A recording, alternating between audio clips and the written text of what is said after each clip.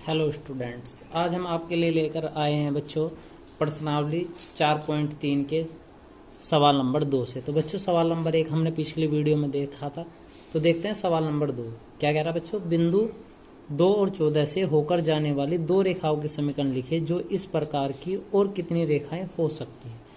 तो जब हमें ऐसा पॉइंट दे रखा तो बच्चों बिल्कुल स्पष्ट दिखाई दे रहा है x बराबर कितना मान होगा 2 और y बराबर 4। अब हमारे पास x और y के दो मान हैं और इसकी सहायता से हम कोई समीकरण बना सकते हैं। जैसे हमने बनाया बच्चों x प्लस वाई बराबर कितना 16।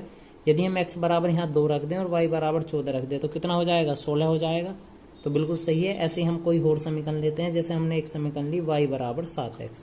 तो बच्चों यदि इस समीकरण में y बराबर 14 रख दें और 7 गुना कितना हो जाएगा 2, यानी 7 दूनी 14। तो कितनी समीकरण बनाई जा सकती हैं बच्चों। यदि 2 और 14 से हैं तो 2 समीकरण बनाई जा सकती हैं। 2 रेखाओं का समीकरण ही पूछ रहा था, केवल 2 बना दी हमने। उसने कहा कितनी रेखाएं खींची जा सकती हैं, तो 2 बिंदुओं से कितनी रेखाएं खींची जा सकती हैं। तो आप रेखाओं की संख्या के लिए देख सकते हैं बच्चों, रेखाओं में हम कह सकते हैं कि अनंत रेखाएं खींची जा सकती हैं। कितनी बच्चों, अनंत रेखाएं, यानी कि अपरिमित। ठीक है बच्चों, असंख्य रेखाएं कह दो या अपरिमित कह सकते हैं या आप अनंत कह सकते हैं। ठीक है बच्चों, अनंत रेखाएं खींची जा सकती हैं। तो बच्चों अनंत रेखाएं कैसे, हमारे पास यदि एक ही बिंदु है तो इस बिंदु से हम क्या कर रहे, इस प्रकार इस प्रकार इस प्रकार, तो एक बिंदु पे ऐसे खींच सकते। तो हमारे पास कितनी दो रेखाओं का समीकरण पूछा था, बिंदु कितने थे, अब की बार 2 थे, तो दोनों पर से अलग अलग स्थिति में बन जाएगा। ठीक है बच्चों, देखते हैं नेक्स्ट क्वेश्चन नंबर। तो बच्चों क्वेश्चन नंबर 3 कह रहा है यदि बिंदु 3 और 4 समीकरण 3y बराबर ax प्लस 7y के आरेख पर स्थित हैं तो a का मान ज्ञात कीजिए। तो बच्चों हमारे पास इस बिंदु के हिसाब से x का मान कितना है 3, x का मान कितना दिया हुआ है बच्चों 3, और y का मान कितना दिया हुआ है बच्चों 4, और समीकरण है 3y बराबर ax प्लस 7। तो समीकरण में x और y के मान रख देंगे, कितना बनेगा 3 गुना y का मान कितना बच्चों 4, a और x का मान 3 प्लस का 7। तो 4 3 चौक 12 प्लस का 7 आएंगे आगे माइनस का, बराबर कितना 3 है। तो 12 में से 5 4 गए 7 गए, कितना बचेगा बच्चों 5, बराबर कितना 3 है। और यहाँ से यदि हम a का मान काट रहे तो 5 बटे कितना हो जाएगा 3, किसका मान a का, यानी a बराबर कितना आया बच्चों आपके पास 5 बटा 3। तो इस प्रकार हम a का मान काट सकते हैं। बहुत आसान पार्ट था बच्चों, केवल x और y के मान को आपको दी गई समीकरण में रखना था और a का मान आपके पास आ जाएगा। a का मान हमारे पास कितना आया बच्चों, मान रख देने पे 5 बटा 3। तो देखते हैं बच्चों अपने नेक्स्ट क्वेश्चन। तो बच्चों देखते हैं क्वेश्चन नंबर 4। एक नगर में टैक्सी का किराया निम्नलिखित है। पहले किलोमीटर का किराया 8 रुपये और उसके बाद की दूरियों के लिए प्रति किलोमीटर का किराया 5 रुपये है। यदि तय की गई दूरी x किलोमीटर हो तो कुल किराया y रुपये हो, तो इसका एक रेखिक समीकरण लिखिए और उसका आरेख भी खींचिए। तो हमसे क्या कह रहा है बच्चों, एक रेखिक समीकरण भी बनाना और उसका क्या बनाना बच्चों, आरेख भी बनाना है। तो आरेख को हम बाद में बना लेंगे, पहले इसकी समीकरण लेते हैं। हमने माना प्रथम किलोमीटर का किराया कितना बच्चों 8 रुपये, और बाद में प्रत्येक किलोमीटर का किराया कितने रुपए ले रहा वो 5 रुपये। और कितनी दूरी जाना था हमें, कुल दूरी जाना था कितना x, यानी कि तय की गई दूरी कितनी थी x। तो कुल दूरी यहां से हम बना देंगे बच्चों, कुल दूरी कितनी x किलोमीटर, और हमें इससे के बाद क्या कह रहा था कुल किराया, और कुल किराया कितने रुपए ले रहा था वो हमारे से, किराया लिया जा रहा था बच्चों हमसे कितने रुपए y रुपये। ठीक है, तो एक रेखिक समीकरण बनानी थी। तो एक रेखिक समीकरण बनाने के लिए क्या होगा बच्चों, कुल किराया बराबर कुल किराया बराबर 5x माइनस 1 प्लस कितना बच्चों 8। ठीक है, तो कुल किराया कितना दिया हुआ था हमें y, तो हमने रखा प्रत्येक किलोमीटर के लिए 5 रुपये 5 था। टोटल कितनी दूरी जाना था हमें x में से हम कितना किलोमीटर कम हुए 1, और कितना बढ़ाया जा, प्रथम किलोमीटर का कितना था 8 रुपये, तो प्रथम किलोमीटर के थे, और इसके बाद में प्रति किलोमीटर किराया कितना था 5 था। तो हमने कुल दूरी कितनी मान रखी थी x है 1 किलोमीटर, तो हम पहले ही कम कर चुके, तो x में से 1 किलोमीटर तो कम हो गया इसका, उसके हमने पैसे पहले जोड़ दिए कितने रुपए 8 रुपये।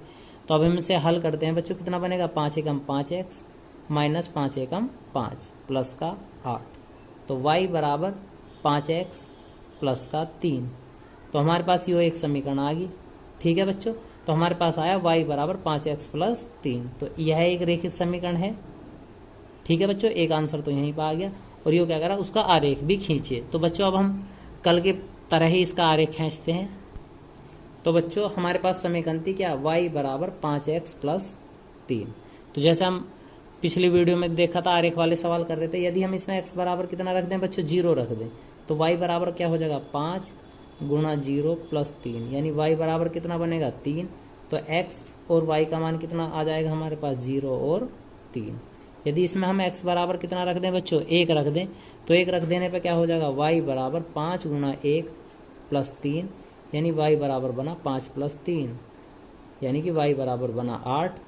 और x और y का मान कितना आएगा बच्चों, 1 और 8, यानी 5 एकम 5 और 3 8। यदि आप x बराबर कितना रख रहे बच्चों, 2 रख रहे, तो कितना बनेगा, y बराबर 5 गुणा 2 प्लस 3, यानी y बराबर 5 दूनी 10 प्लस 3, y बराबर बना बच्चों 13।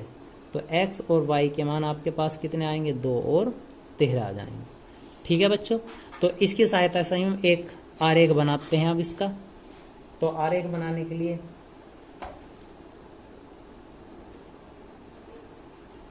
कोई भी हम पैमाना मान लेंगे यहाँ से। तो ऊपर की तरफ तो ज़्यादा संख्या की आवश्यकता हमें पड़ेगी। तो देखो बच्चों, तो यदि हम x बराबर 0 मान लेते तो y का मान 3 आ रहा था, यदि x बराबर 1 मान लेते तो 8 और y बराबर 2 तो 13, यानी कि y के मान पे हमें कहाँ तक जाना पड़ेगा बच्चों, 13 मान तक जाना पड़ेगा। तो इस मान तक जाने के लिए हम पैमाना अब की बार छोटा कर रहे हैं, एक आधे सेंटीमीटर आधे इंच पे जा रहे, 2 3 4 5 6 7 8 9 10 11 12 13 14 15 16। तो बच्चों अब की बार हमने केवल आधे इंच के पैमाने से शुरू किया है। यदि हम आप किसी भी पैमाने से मान सकते हैं, तो आधे इंच को एक बनाने पे 1 2 3 4 5 6 7 8 9 10 11 12। इस तरफ भी बच्चों आधे इंच पे 1 2 3 4 5 6 7 8। इस तरफ नीचे की तरफ भी बच्चों इसी प्रकार बनाएंगे पैमाने पे, आधे इंच से 1 2 3 4 5 6 7। तो बच्चों जो आपके पास पैमाना है, इस तरफ क्या होता है बच्चों, x अक्ष, इसके सामने क्या होता है बच्चों, x डैश अक्ष। ऊपर वाले अक्ष को आप क्या कहते हैं, ऊपर वाले अक्ष को हम कहते हैं y अक्ष, और नीचे वाले अक्ष को आप क्या कहते हैं बच्चों, y डैश अक्ष।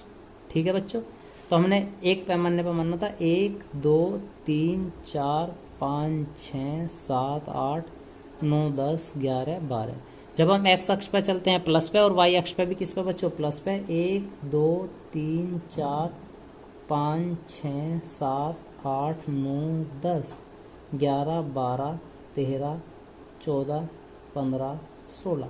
इस तरफ भी -1 -2 -3 -4 -5 -6 -7 -8, और इस तरफ भी -1 -2 -3 -4 -5 -6 और -7। तो संख्या रेखा पर आपने सभी बिंदु रख दिए बच्चों। अब देखते हैं सवाल क्या कहता है। यदि x का मान 0, x का मान 0 कहाँ होगा, इसी पॉइंट पे, तो y का मान कितना बच्चों 3, तो 3 मान कहाँ पड़ेगा, इस वाले पॉइंट पे। x का मान 0 और y का मान 3 कहाँ पड़ेगा बच्चों, यहाँ पे। तो इसके बाद आगे देखते हैं, यदि y बराबर x बराबर कितने पे आ रहे हो, हम 1 पे आ रहे हो, तो y का मान कितना पड़ेगा बच्चों, 8 पे पड़ेगा। यानी कि 8 वाले मान पे हम कितना जाना, केवल आधा इंच जाना है पहले मान के लिए। तो कहाँ पड़ेगा बच्चों, 1 की सीध से 8 के एकदम सामने, तो यहाँ पड़ेगा ये मान। आगे चलते हैं, यदि हम y बराबर कितना कर दे बच्चों, 2 कर दे में, तो y इसका मान कितना हो जाएगा 13। तो अब की बार 13 पे से कितने मान तक जाना बच्चों, 2 तक। तो 2 की सीध कहाँ पे बैठेगी, यहाँ से। तो इस तरफ से तो 2 देखना बच्चों, नीचे से कहाँ की तरफ को चलना, 2 की तरफ को, और इस तरफ से कितने की तरफ को बच्चों, 13 की तरफ को। तो यहाँ पॉइंट बनेगा। तो आपके पास 1 2 3 ये 3 पॉइंट बने बच्चों हमारे, और इन तीनों पॉइंटों को हम क्या करेंगे, इस प्रकार आपस में मिला देंगे। ठीक है बच्चों, तो ये जो आपने पहला पॉइंट मिलाया 0 3, जो आपने दूसरा पॉइंट मिलाया एक्स का मान 1 और 8, जो आपने दूसरा पॉइंट मिलाया 2 और 13। तो इस प्रकार आपको इसमें आरेख की रचना करनी थी। तो उम्मीद है बच्चों आपको आज का क्वेश्चन ये समझ आ गया होगा। देखते हैं नेक्स्ट क्वेश्चन। तो बच्चों देखते हैं नेक्स्ट क्वेश्चन। क्वेश्चन है निम्नलिखित आरेखों में से प्रत्येक आरेख के लिए दिए गए विकल्पों का सही समीकरण का चयन कीजिए। तो बच्चों एक हमें आरेख दिया हुआ है, स्पष्ट तौर पर स्पष्ट देखेंगे इसको। हमें दिया हुआ x बराबर -1 तो x बराबर y बराबर 1, या दोनों पॉइंट 0 0 पे, x बराबर 1 तो y बराबर -1। तो हमें क्या करना है बच्चों, ये 4 विकल्प हैं, चारों विकल्पों में किसी भी एक मान को रख लेंगे, जो सा मान बराबर सही बैठ जाएगा वो इसका समीकरण का हल होगा। तो हम x बराबर 0 0 से चेक कर लेते हैं बस। ठीक है बच्चों, केवल एक पॉइंट से चेक करने से ही हमें पता लग जाएगा कि आपका सवाल सही है या गलत है। तो बच्चों x बराबर पहले पार्ट में रखते हैं हम, x का मान कितना बच्चों 0। तो यदि हम x बराबर 0 रख दें तो y का मान 0 हो जाएगा, बिल्कुल सही बात है पहले पार्ट के लिए। तो अब दूसरा पार्ट देखते हैं, यदि x बराबर कितना रख दें हम, -1 रख दें। x बराबर कितना रख दें बच्चों, हम चल रहे इस वाले पॉइंट पर यानी -1 और 1 पे। यदि हम x बराबर कितना रख रहे हैं बच्चों, -1, तो पहले वाले पार्ट में क्या होगा, y बराबर भी कितना बनेगा, -1।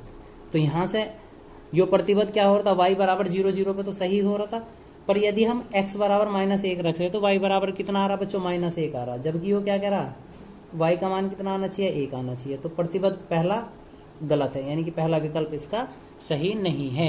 अब देखते हैं बच्चों नेक्स्ट विकल्प। तो दूसरे पार्ट के लिए हम चलते हैं फिर से। हमारे पास समीकरण है x + y बराबर 0।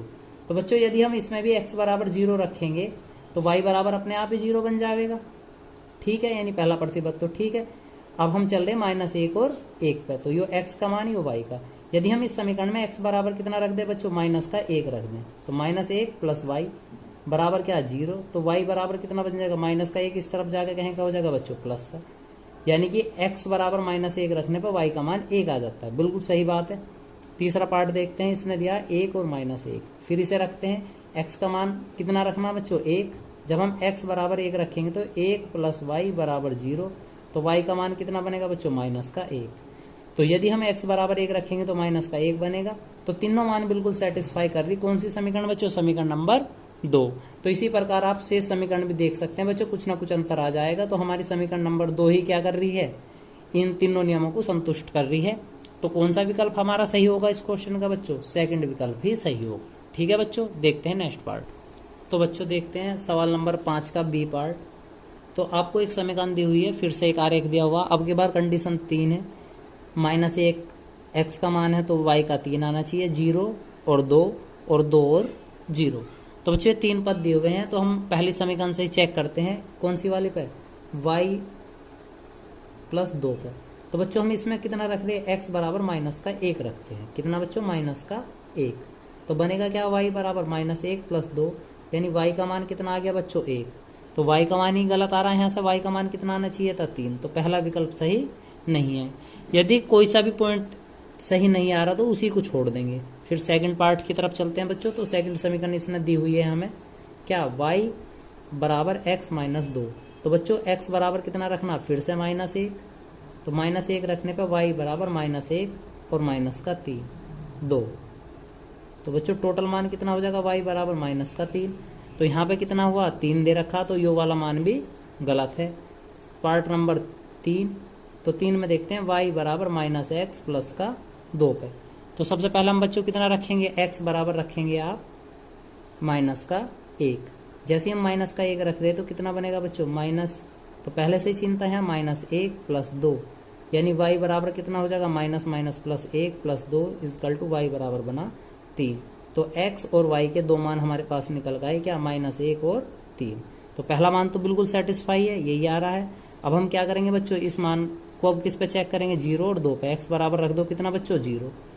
तो y बराबर कितना बनेगा, 0 + 2, यानी y बराबर आ गया 2।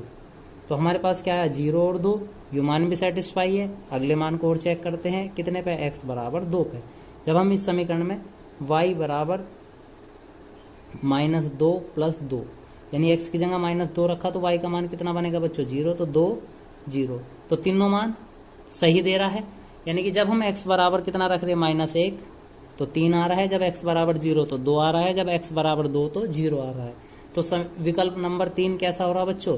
सही है। यानी विकल्प नंबर 3 पर आपके तीनों मान बिल्कुल सही आ रहे हैं। तो बच्चों आज की वीडियो में बस इतना ही। तो आपको हमारा वीडियो कैसा लगा कमेंट बॉक्स में कमेंट करके अवश्य बताएं और अपने चैनल को सब्सक्राइब करें। धन्यवाद।